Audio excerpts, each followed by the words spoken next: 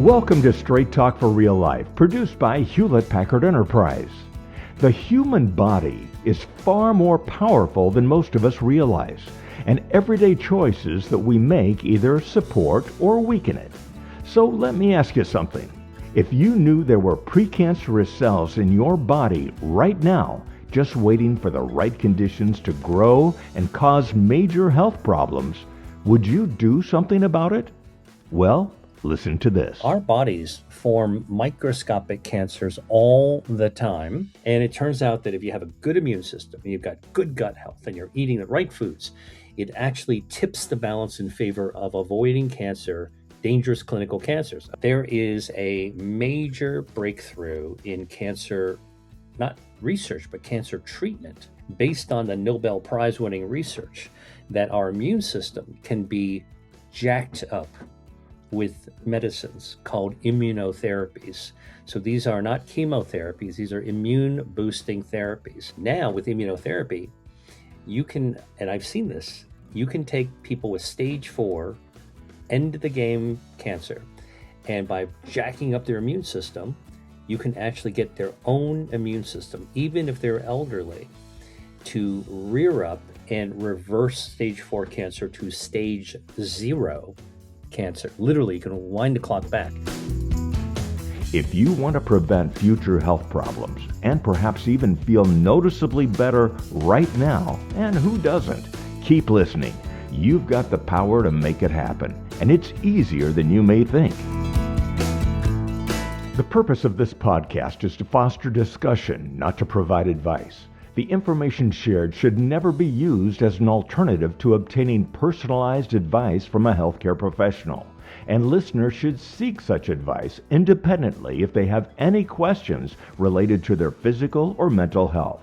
This podcast hosts different viewpoints, and the opinions of the speakers do not necessarily reflect the views of HPE. Hello and welcome to HPE's Straight Talk for Real Life. I'm Bob Peacock.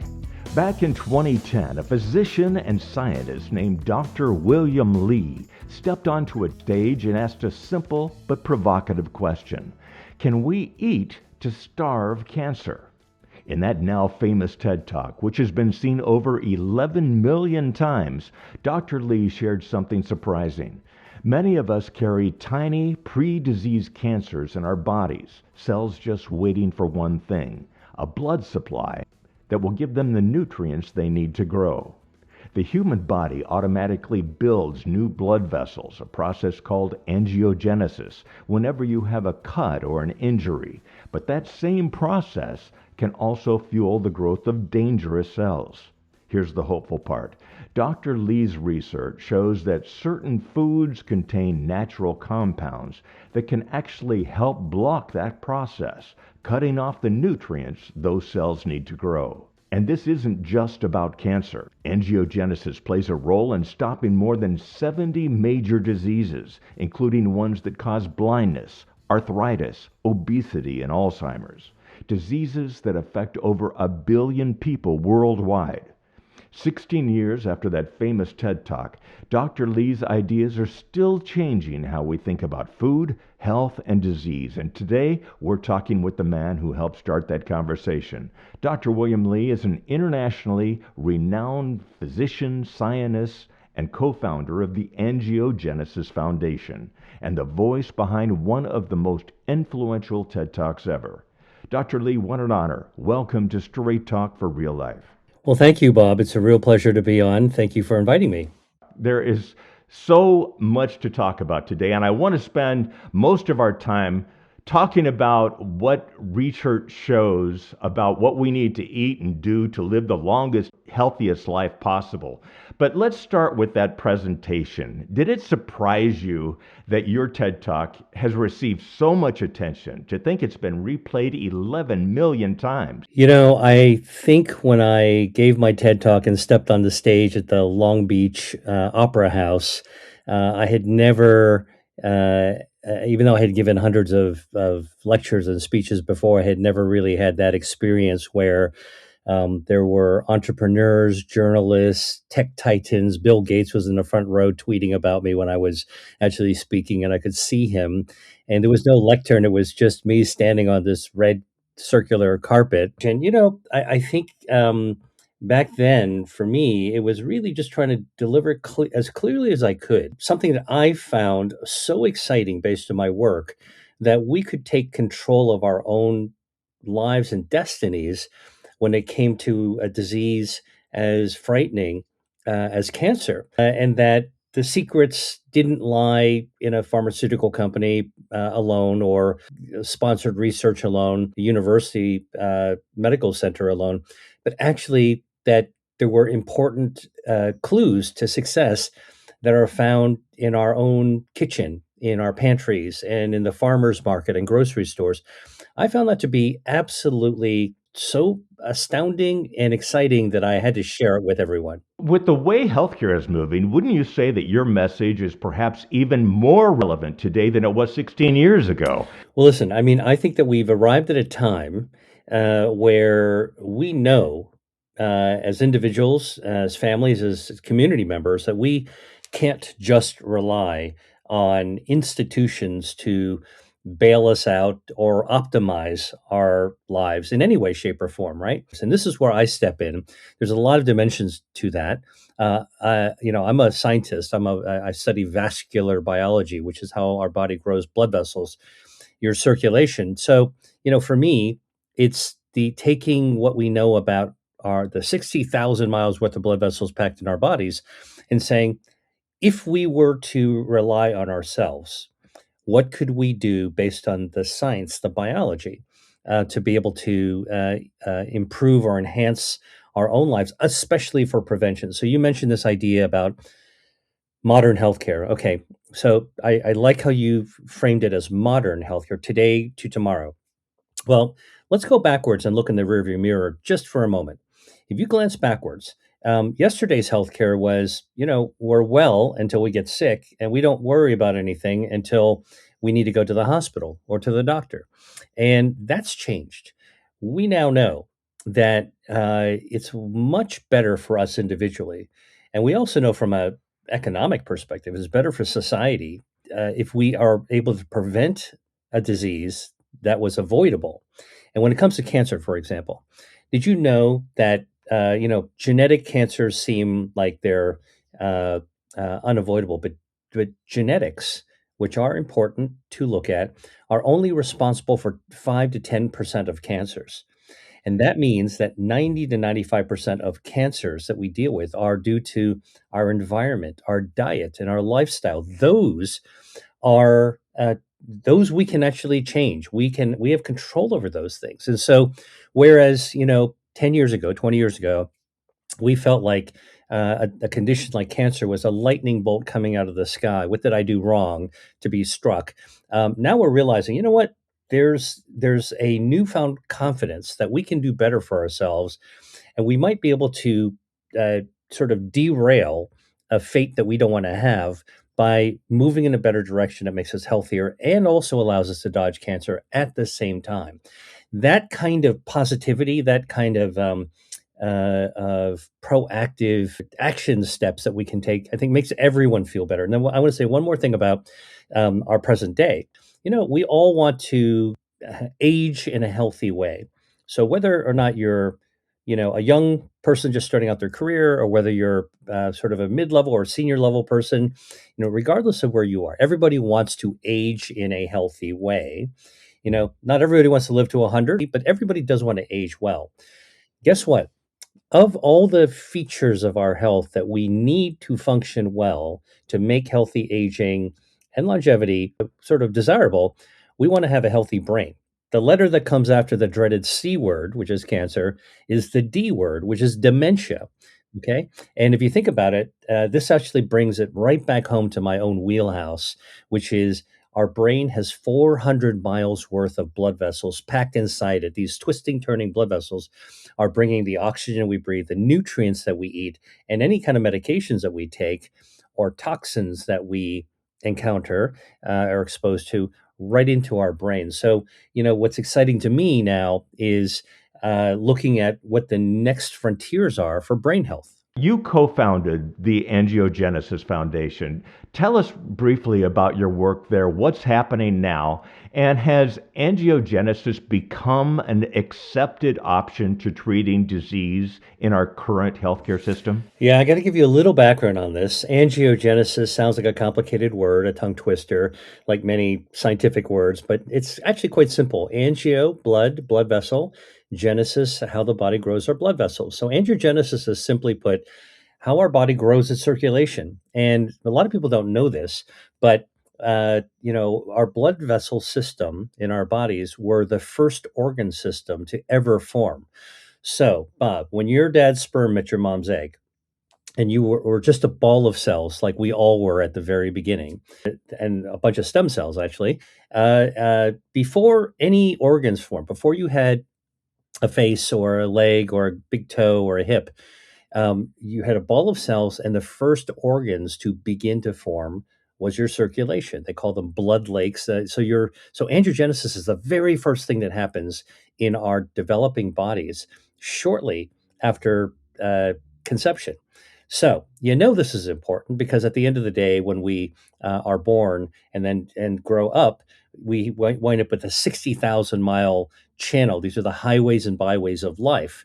So what got me into angiogenesis was in I was in college. I read a scientific paper that blew my mind, and that was a paper that described if you cut off the blood supply or prevented blood vessels from reaching a tumor, you could actually prevent the tumor from growing. And in fact, an avascular or a tumor without blood vessels could be kept from growing forever. But the moment a blood vessel touched a tumor in a lab system, that cancer could grow 16,000 times in just 2 weeks. It was like an explosive growth.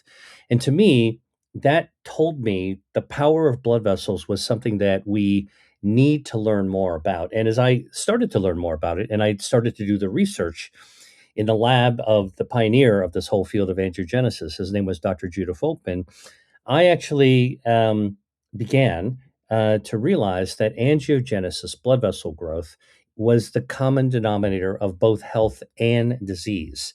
And the reason I started the Angiogenesis Foundation, which is a 501c3 nonprofit charitable organization, was because I wanted to have a bigger impact than just working in a lab at a university or working for a drug company trying to develop a single drug. I realized it was a role for an independent third party group that was composed of doctors and scientists that had a vision that if we pulled the bow back and sent a single arrow of blood vessel growth health, how to keep blood vessels healthy, we might be able to skewer and hit 70 different diseases at the same time. And when I started this in 1994, most of the people that I mentioned this to were skeptical, and they thought you're going to destroy your career. Nobody wants to study a process underlying disease. People only want to study the end disease itself. Why don't you why don't you create a cancer foundation or a blindness foundation or an Alzheimer's foundation? And the more objections and pushback I got, the more I realized how important this was. Nobody was focusing on the common denominator of health or the common denominator of disease.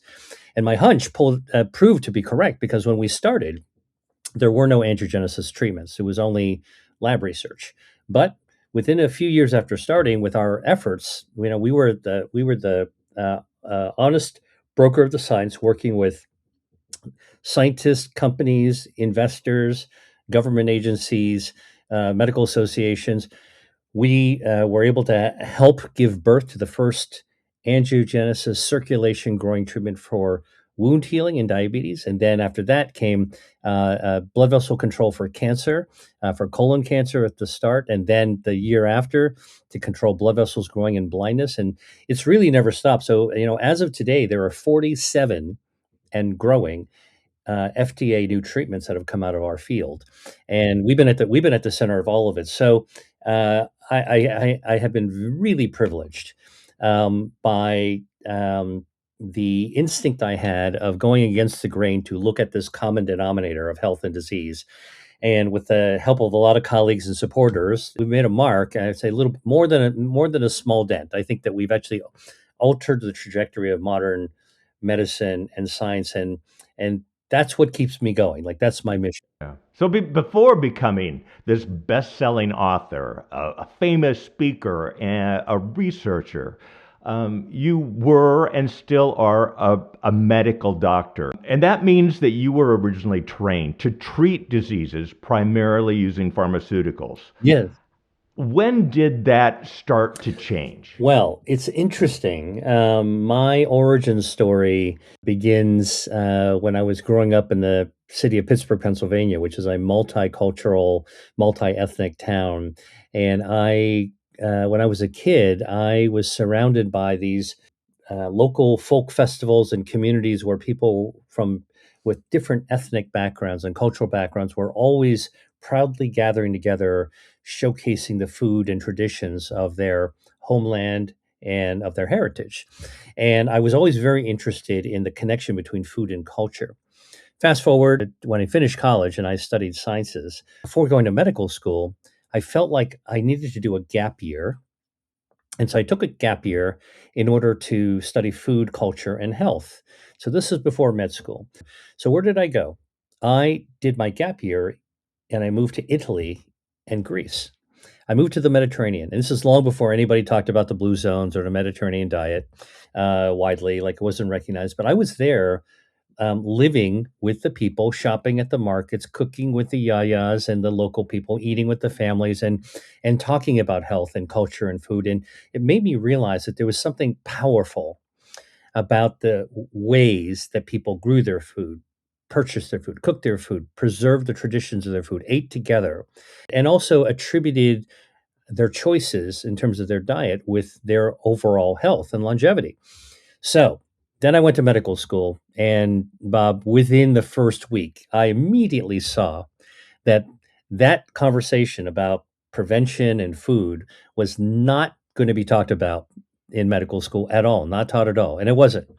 We were taught to recognize and diagnose disease, to wear around our belt a holster that's filled with all the modern gear and surgery and technology and pharmaceuticals that we could prescribe to intercept disease. And that's what I spent 4 years in med school doing, learning an amazing amount. And I don't think, by the way, I don't think you can really be an ultra doc, if you haven't really gone through full on medical training. And then I did a residency in Boston at the Massachusetts General Hospital in internal medicine. So the entire shebang, I ran ICUs, emergency rooms, like I did the whole hog, but I never forgot in this entire period of training what I was inspired by early on, which is that food, diet, lifestyle, culture, it's part of our humanity, but it's also part of what contributes to our health. In fact, food is the medicine that we take 3 times a day. And as I got better and better, more competent, more expert, more professional in doing drug development, in using pharmaceuticals, and in fact, ultimately, with the Angiogenesis Foundation, being involved with drug developing new generations and new categories of biotech drugs for disease, I realized that we were missing the biggest opportunity in the first place, which is to prevent disease using not drugs, but our diet and our lifestyle. And the diet, again, was something that I really was very close to. I like to cook.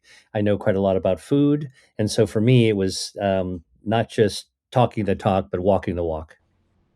Well, I have been a big fan for a long time. You've written 2 best-selling books that are on my bookshelf. The first one was Eat to Beat Disease, the new science of how your body can heal itself. And that book gives easy to follow steps on how to use food to heal your body and prevent disease.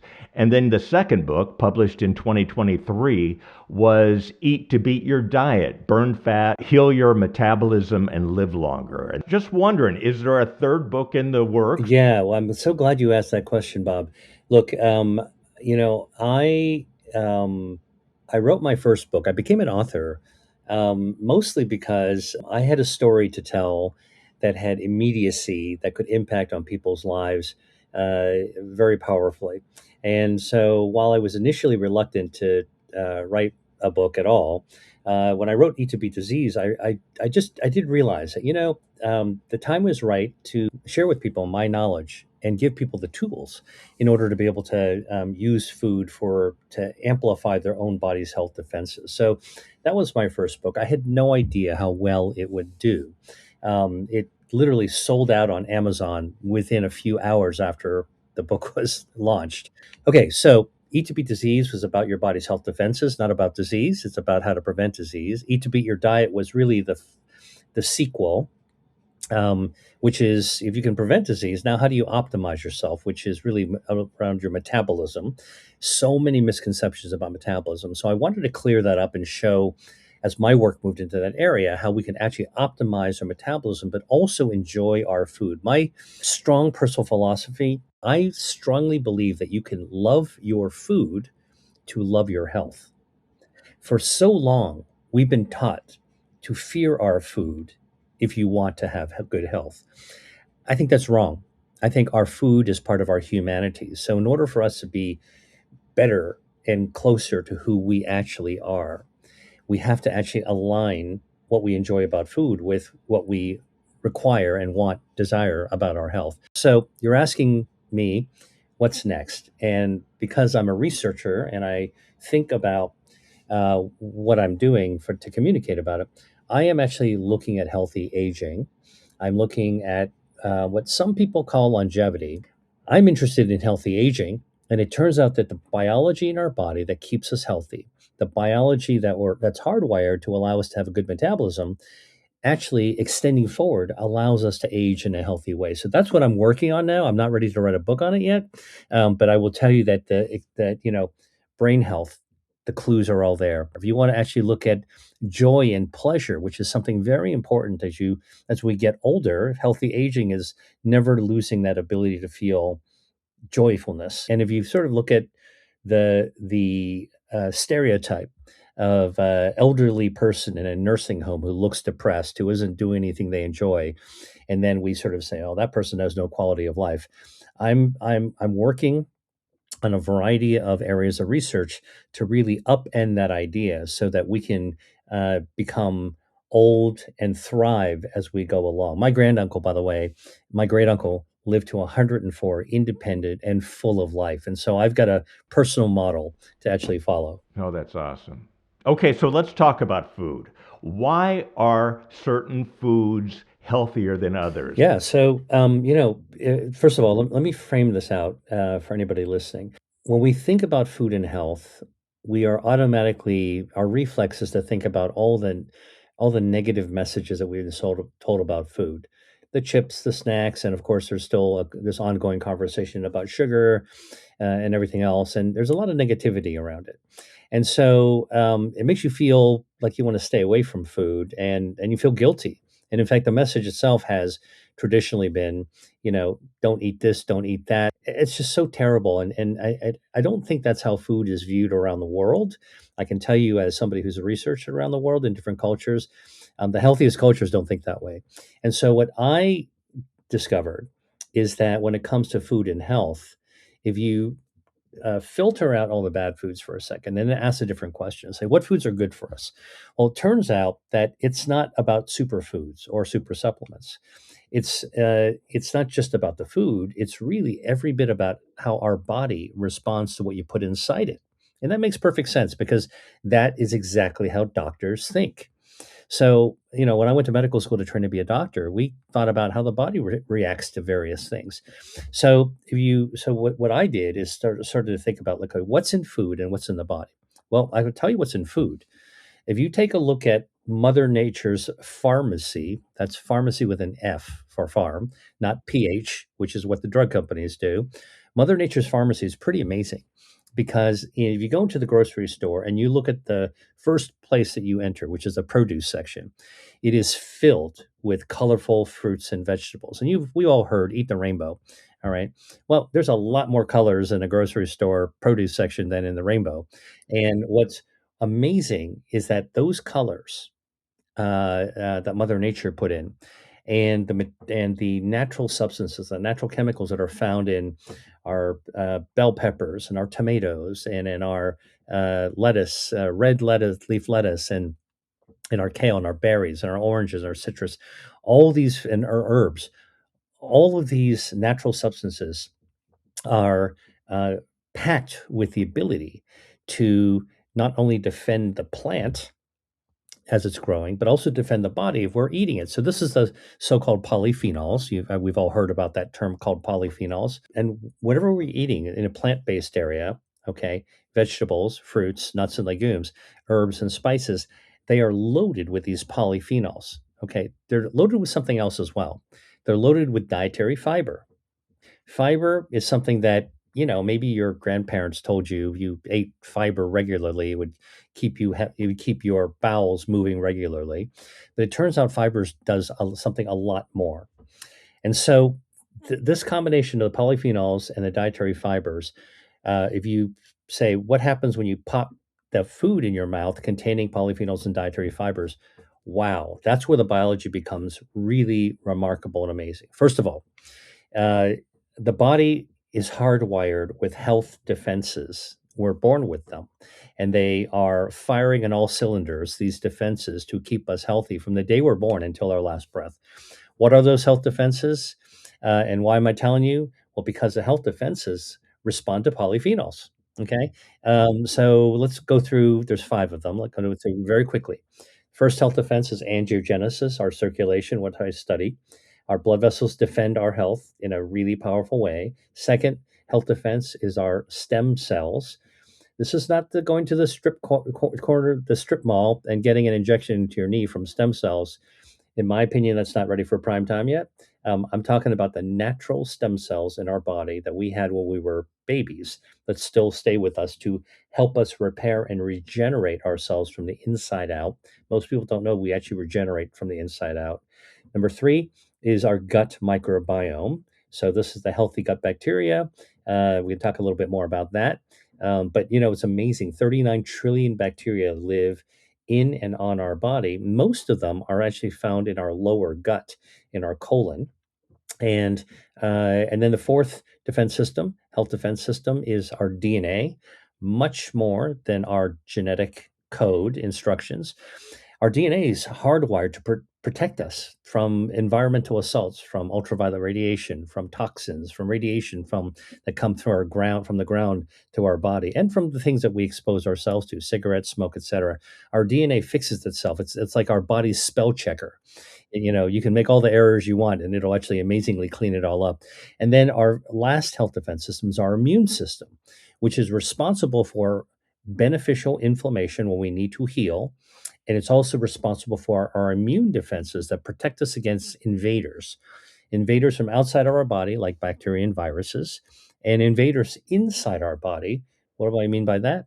I mean, those inside invaders are cancer cells that form that we don't want them to ever grow up to become a disease. And so our immune system protects us against cancer. So these five health defense systems, angiogenesis, stem cells, microbiome, DNA, and our immune system, they're hardwired. And guess what? The food that we eat, the polyphenols, the dietary fiber, they activate and amplify, boost our body's health defenses. And that's what the secret to healthy eating is. It's not some magic food. There's no such thing as a superfood. It's really the super body.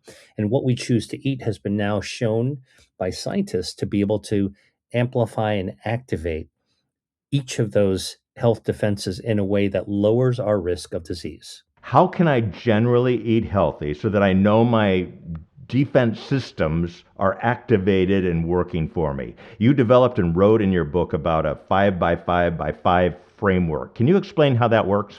Yeah, sure. Okay. So I just told you there's five health defense systems. We just talked about that. We, on average, if you're like the typical person like me, we encounter food, we make a food decision maybe five times a day: breakfast, lunch, dinner, and maybe a couple of snacks sprinkled throughout.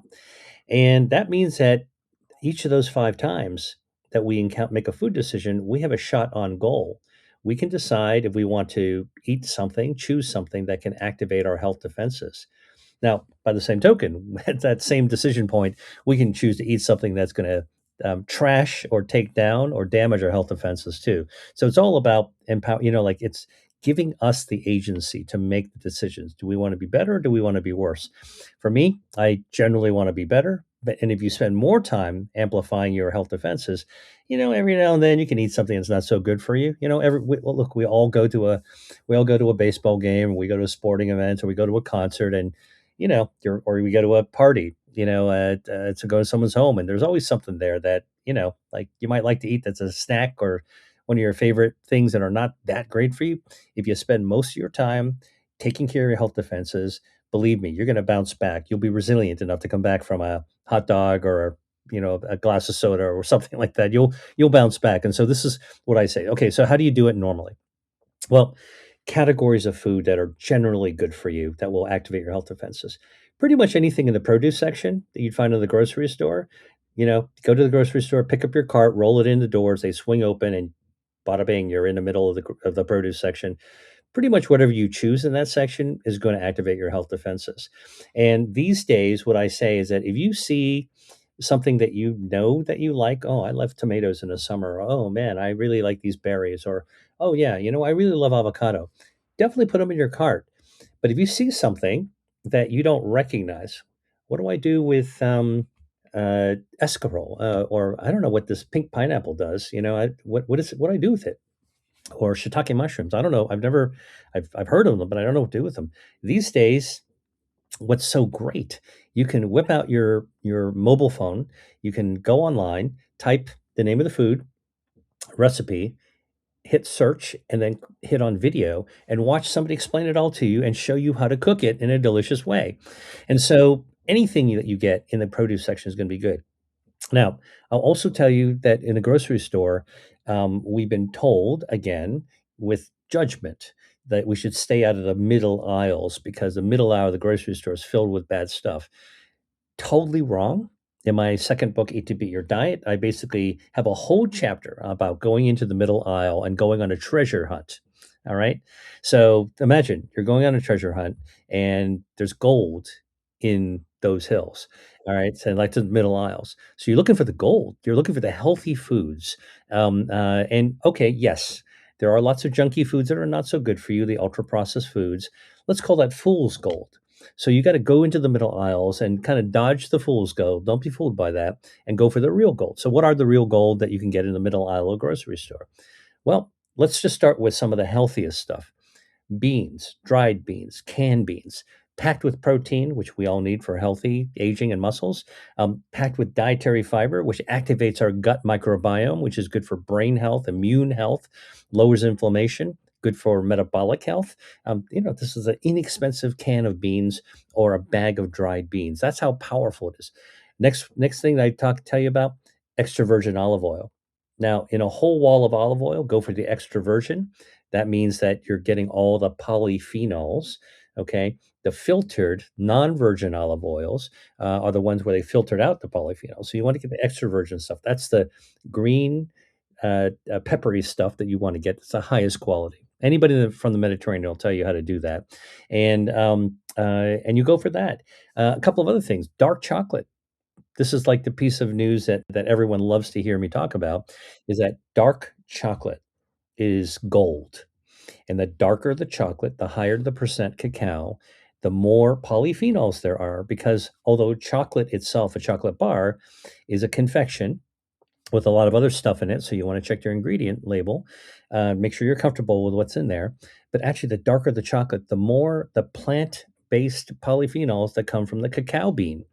All right. So that's really good. And then, of course, you get your coffee and teas, which is a beverage. So besides, having your fruits and vegetables and your spices and herbs, coffee and tea are two of the most popular beverages in the world besides drinking water. So coffee, tea, and water. But tea and coffee are well researched, well known to contain polyphenols like for tea, catechins, specifically EGCG, epigallocatechin 3 gallate. Don't worry about the tongue twisting name. Leave it to scientists like me. It's a polyphenol. Okay. And then coffee, that the coffee bean that you use for your morning brew. I drink coffee every single morning, like it's just part of my pattern. Um, Actually, the polyphenols in it, which includes chlorogenic acid, That's good for brain health. It's good for slowing down cellular aging. So it makes you age more slowly than you might if you were exposed to some toxins. It actually can help starve a cancer by cutting off the blood supply, improves your immune system. It's good for gut health. And by the way, did you know, Bob, that coffee is such an ancient beverage that we don't even have a historical record of where it came from? It predates recorded history. So I'm just telling you, our food that we haven't, the things that we take for granted in our grocery store are really quite remarkable. You talked about dietary fiber. What kinds of foods provide dietary fiber? And again, why is it important? 5 years ago, there was a study done at MD Anderson Cancer Center with patients with melanoma, I believe. Can you talk about that as well? Okay, so you're bringing up something I get very, very excited by, which is the role of our gut in protecting us against cancer and how it connects to food. And if that statement I just said has gotten your interest, let me explain it to you. So, our gut bacteria, which mostly lives in our colon, the colon is the large intestines. Okay, it's at the very bottom. It's connected at the very end to our poop chute, but at the beginning of the colon is kind of like a loose sacky, the sac-like part of the colon, the bowel, called the cecum. Most of our healthy gut bacteria lives right there, and uh, that gut bacteria uh, coexists with our immune system. So what we are now realize that we didn't know when I went to medical school is that 70%, 70% of our immune system lives in the wall of our gut. So think about a garden hose. You cut the garden hose in half and you're looking right down the middle. Inside the hollow cavity, that's where the gut bacteria would be in your gut. And in the wall of the cut garden hose, that's inside that wall, that thick wall. That's where your immune system lives, 70% of it. So the gut bacteria talks to the immune system. What we feed our gut bacteria and the specific gut bacteria can influence how well our immune system functions. Now, why is this? How does this connect to cancer? Well, it turns out that our bodies form microscopic cancers all the time. And fortunately, our spell check system, that DNA protection, can fix some of these problems. Our blood vessel defense system can prevent uh, cancers from getting a blood supply. So they're basically unable to grow without any nutrients or oxygen. And then our immune system is responsible for patrolling the body, okay, like a cop on a beat. It patrols our body looking for trouble. Oops, I see a microscopic cancer. A suspicious immune system will take out the microscopic cancer. And that's part of how we protect ourselves. So let's bring it back. You eat food that feeds your gut bacteria, or gut bacteria communicates with your immune system. Your immune system conducts surveillance, conducts like patrols the streets of your body, looking for trouble. They see cancer and they decide to wipe it out. Okay, that's why we don't get cancer more often. People always say, "Well, why did I get cancer?" I look at it a different way. Why don't we get cancer more often? Okay, and it turns out that if you have a good immune system and you've got good gut health and you're eating the right foods, it actually tips the balance in favor of avoiding cancer, dangerous clinical cancers. Okay, so what came out of the MD Anderson Cancer Center is actually related to the work that I do. And actually, the work wasn't just out of MD Anderson. Before that, MD Anderson was building their work on the back of another colleague of mine out of Paris. So first, everyone needs to know that there is a major breakthrough in cancer, not research, but cancer treatment. Okay, based on the Nobel Prize winning research, that our immune system can be jacked up with medicines called immunotherapies. So these are not chemotherapies, these are immune boosting therapies that can be swallowed, they can be injected, and the immune system will then rear itself up and be supercharged to go after cancers, even after they've been established. Okay, because previously I was talking about microscopic ones. Even if they're big, and even stage 4 cancers spread everywhere, you can actually use immune system to, if you ratchet up your immune system, jack it up, you can wipe it out. So immunotherapy is generating. It's really the biggest breakthrough in cancer research in my entire career, and it's leading to being able to overcome cancers in ways that I never thought I would see possible in my career. I've seen in cancer patients who have stage 4 cancer, that's game over cancer, okay? Previously, no hope, all right? Like, that's where you send somebody to hospice or palliative care, pain control. Now, with immunotherapy, you can, and I've seen this, you can take people with stage 4, end of the game cancer, and by jacking up their immune system, you can actually get their own immune system, even if they're elderly, to rear up and reverse stage 4 cancer to stage 0 cancer. Literally, you can wind the clock back and clear somebody with stage 4 cancer. Now, we can't do this for everybody. And this is where the gut microbiome and the diet comes into play, and the work from ND Anderson in Paris comes into play. That treatment, which is leading to, and I use this word very carefully but deliberately because a lot of doctors don't like to use the word cure. But I'm telling you, I've seen over a dozen people cured of their stage 4 cancer, like, for decades, and I mean, they're gone into their second decade. How is that possible? Well, it just shows you how powerful your immune defenses are. Now, I got to give you a big caveat to anybody listening.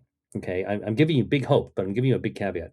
Right now, it's just the beginning of this era of immunotherapy. And what we're finding is only about 20% of people respond in that remarkable way, maybe even fewer than 20%. But 80% of people don't respond well or at all. It's a dud. This breakthrough, potentially life saving treatment doesn't work in 80% of people. So, researchers, myself included, have been diving in to figure out what do we need to do to make people who are not responders to become responders to this treatment. And what's the difference between somebody who's not going to respond and what's the difference and what does the person who does respond is able to wipe out their cancer with their immune system? What do they got that the person who doesn't respond doesn't have? And so this is what my colleague Laurence Zipvogel did. She's in Paris. She and her colleagues, they look at 200 consecutive cancer patients, different types of cancer, all getting immunotherapy. And only about 20% of people were benefiting from it, 80% didn't. And she looked at every parameter. Is it age? Is it gender? Is it comorbidities? Is it metabolism? Is it genetic markers? Is it medications they're taking? She looked at everything. Okay. Nothing borne out. There was no difference she could discover between people who responded and did well and lived, okay, versus people who didn't respond and didn't do well, and many of them died, except for one thing. And what she found that made my jaw drop, it was one bacteria. The responders had one bacteria that the non-responders did not have. One gut bacteria, one part of the gut microbiome. If you had it, you made it. If you didn't have it, you wouldn't respond. Holy cow.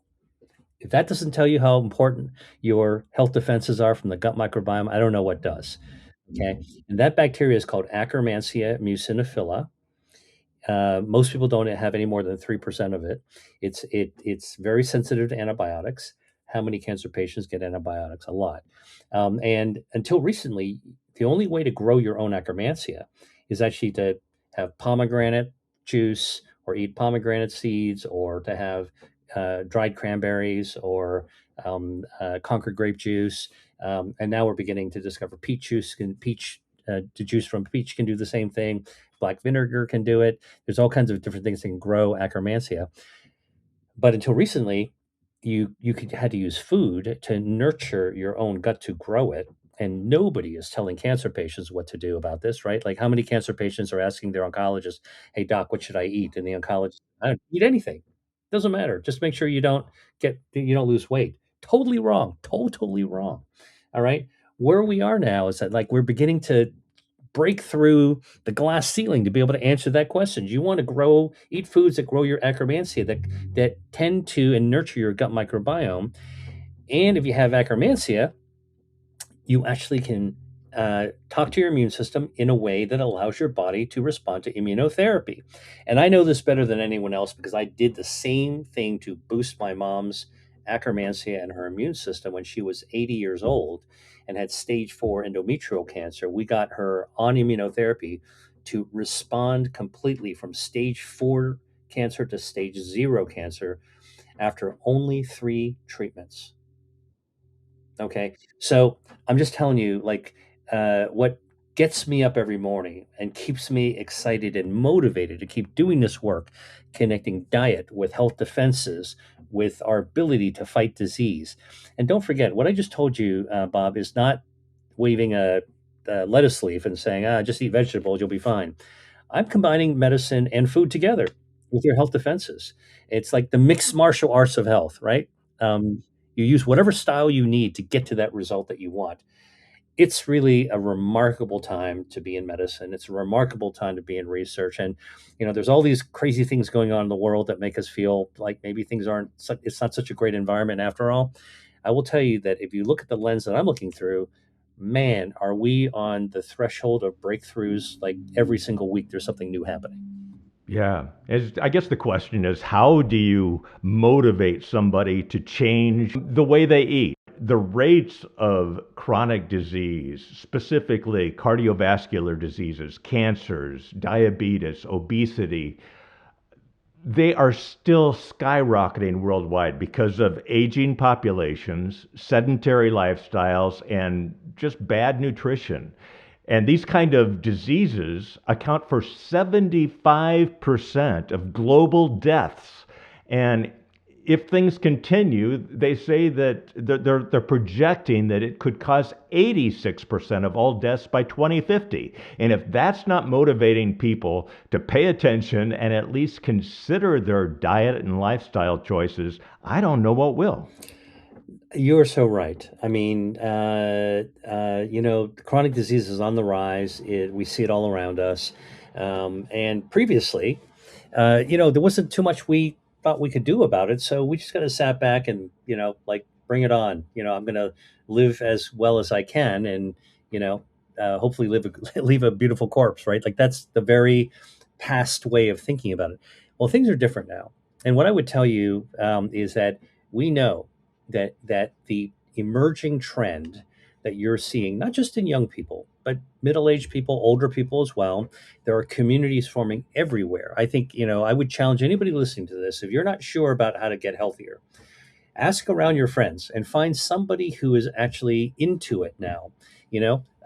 Somebody's following nutrition, knows something about, educating themselves with what's going on and saying, you know what, that podcast I listened, Dr. Lee talking about eating plant-based foods and getting polyphenols and dietary fiber. He's totally right. And, listen, have a friend show you the ropes. That's much better than having, a teacher or a professor lecturing at you or your doctor lecturing at you, frankly. I think this is what's happening in society. So we are, as a society, societies around the world, changing our sense of entitlement to choosing foods that can improve our own health, number one. So I think these statistics that you cited are going to change because people are changing their behavior. And if you're not sure how to go about this, I'm saying just ask around your friends and who's into the nutrition part of it and follow the leader, follow your buddy. Okay. That's a great way to actually go. Now, there's a whole separate conversation about how not to get misled by misinformation, but I think to get started, this is a good way to go. Most doctors, unfortunately, are not educated to talk about this, but a nutritionist might be, and if you go on social media, you'll find people who are responsible nutritionists. Always look at credentials when you're listening to people on social media. Look at, do they have education? Do they have the credentials to be talking about what they're saying? And always use your gut. If something sounds too good to be true, it probably is. Double check your facts. And again, this is about self empowerment. But I'll give you, Bob, a flip side to this, to the devastating statistics of 2050 that you were just giving in terms of crushing healthcare costs and leading causes of death. Um, okay, I'm telling you that I'm working in this area of healthy aging. Well, it turns out as of 2 years ago, it's 2026, in 2024, 720,000 people were alive that we know about that are 100 years and older. And so when you have 700,000 people, you can actually do research on them to be able to understand what secret sauce do they have in their body that actually, or what would their diet did they eat, or what was in their gut microbiome, which is something I'm interested in. What is in the gut microbiome of super centenarians, people who live older than 100, 104 and older, right? Like the fact that we can even do research on people who are older than 100 tells you something about how our insights into our body and aging and healthy aging is changing. So, we're discovering which bacteria are higher. I'm not ready to like fully talk about all the research yet because it's still going on.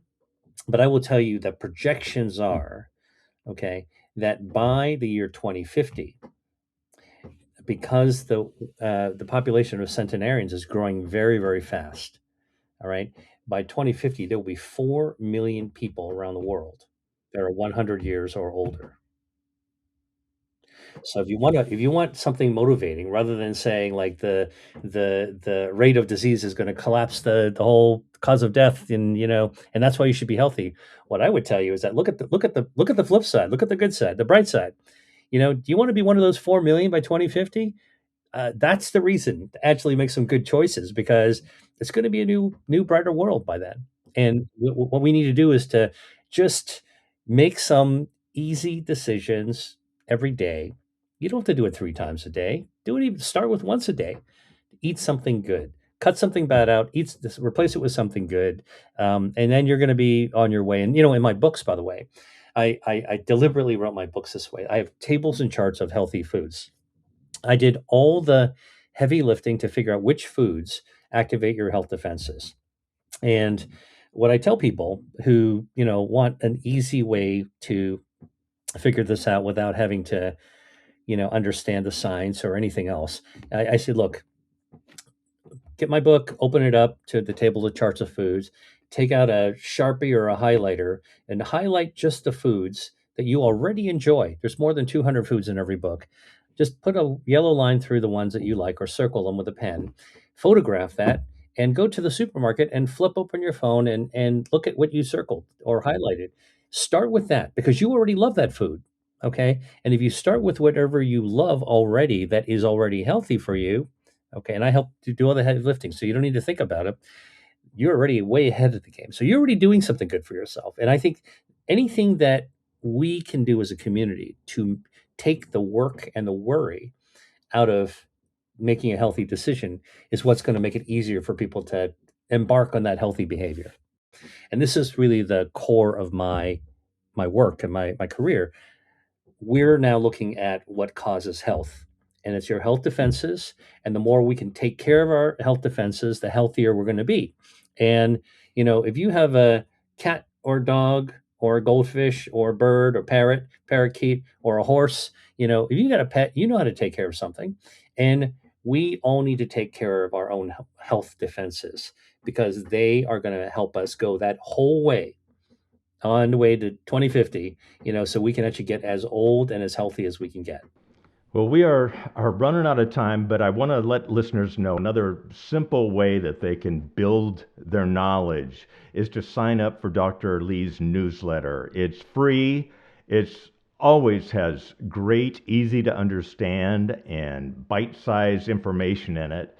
And you can sign up by going to Dr. Lee's website, and that is drdrwilliamlee.com. I've heard you talk more and more about colorectal cancer.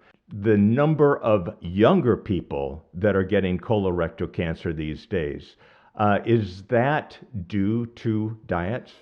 You're talking about a big mystery that we're all alarmed at in the medical community and the public health community, which is the cancers that we used to think were older people's cancers. When I went to medical school, colon cancer was something that people in their 60s and 70s were diagnosed with. And then, I would say 20 years ago, we started seeing people in their 50s, and we're like, uh-oh, it's getting younger. Now we're seeing people in their 20s, and there's even reports of teenagers getting colon cancer. Something is rotten in Denmark, as they say. We don't know what's going on. We got to figure that out. And and most people are thinking about environmental factors like microplastics. I just gave a grand rounds last night, which is another program that I offer where we dive deep into a particular topic. And I was talking about microplastics and what do they do? They get into our gut, they cause inflammation, they get into our bloodstreams, they cause clotting, they can even get into our brain. But there's a real concern that some environmental toxin that we're encountering, maybe sprayed into our food, you know, or maybe the packaging that our food comes in, or something, is leading to this change in um, in our bodies. Probably not one thing, probably a lot of things. We got to figure this out because if there is some urgency for everybody at any age to, um, you know, do delicious things that can actually make this decisions that are delicious that can actually improve their body's health defenses, that can help protect them against cancer. Like, it's this idea that cancer, some of the cancers like colon cancer are happening at younger and younger ages, and we're looking at environmental exposures and microplastics from food specifically because colon cancer is, it's a full body disease, it's an inflammatory disease. But we do know that certain foods that we eat, like processed meats, things that we put into our gut, are responsible for causing some types of colon cancer. So we don't know the answer to that, but we got to figure it out. And I suppose if I wanted to give your listeners something practical to do while we're figuring this stuff out, just know that we eat a lot of plastic from the foods that we uh, have. If you can bring your own cloth bag to the grocery store so you don't have to stuff your delicious, healthy fruits and vegetables into a plastic bag, that's better. If you wash your vegetables after you bring them home, just put them in a metal bowl, a plain old kitchen metal bowl. Rinse it with running water for a minute. That's a safe thing to do, and try to cut down or cut out plastic that you would use in the kitchen. That's plastic cups, plastic plates, plastic silverware. I mean, look, as we approach seasons where we're outdoors and picnicking and going to the beach, think about all the plastic we encounter. Every bite you take on a plastic fork, you are eating some plastic, my friend. So if you can, bring a metal fork, just wrap it back up and take it home and wash it. Anything you can do. Oh, water. Be really careful. We do want to stay hydrated, but think about all the times in our recent years where we did what we were told to make sure we were hydrated. We bring some bottled water with our hiking, our vacation at the airport, wherever we're going. And we're just guzzling down that water because, man, we're thirsty. Good. However, we found billions of microplastic particles in water bottles again. So, cut down the plastic you have. That's a way of actually decreasing our exposure to potentially risky substances. Wonderful. Okay, last question.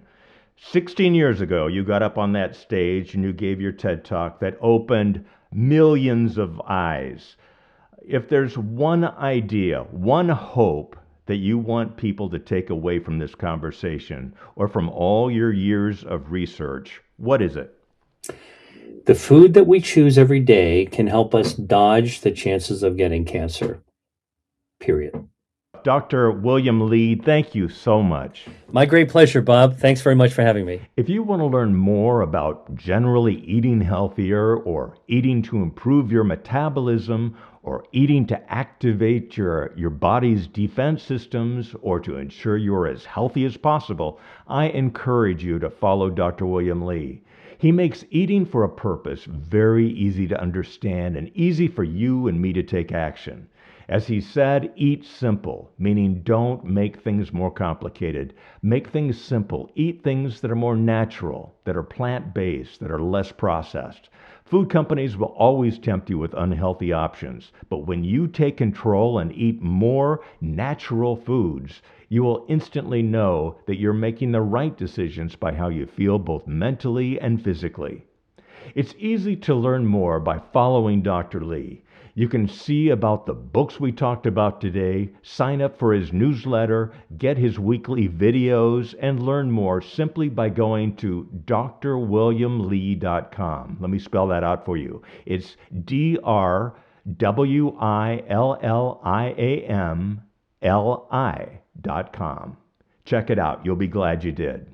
Straight Talk for Real Life is produced by HPE. If you've enjoyed this episode, we hope you listen to our other episodes as well. If you're an HPE team member, please remember that there are many resources available to you and your family members that can help you learn and explore many ways to improve your well-being. They are all available through the HPE Global Wellness Program. If you're an HPE team member outside the U.S., you'll find those resources on the Global Wellness page. And if you're in the U.S., you'll find them on myhperewards.com. I hope you've enjoyed this episode as much as I did. Thank you to Dr. William Lee. And as always, thank you so much for listening. Until next time, please take good care of yourself. Let's talk again soon.